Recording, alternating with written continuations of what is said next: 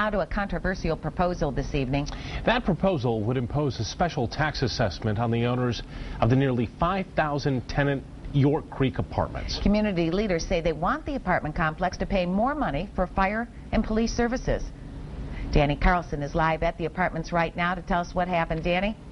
Susie, about 100 people showed up to tonight's meeting. They were from both sides of the issue to talk about whether or not York Creek is paying its fair share in Alpine Township. The premise of tonight's meeting is the idea that York Creek demands too much services and needs to pay more. We disagree.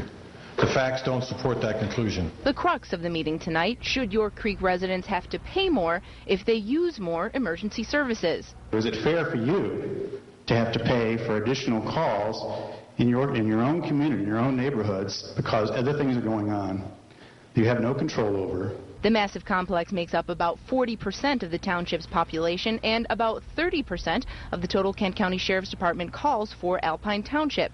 But according to Kent County Sheriff's officials, of the more serious or violent calls, about half of those in Alpine Township are from York Creek.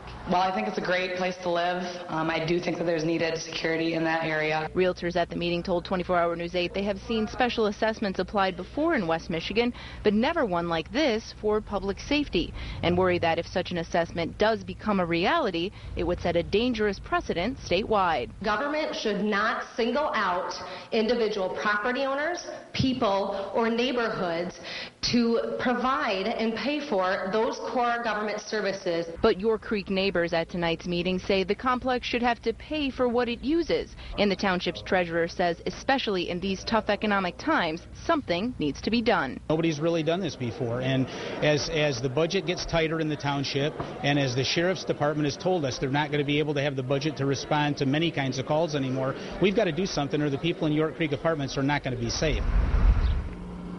Those Kent County Sheriff's Department statistics that we cited were from 2008 and 2009.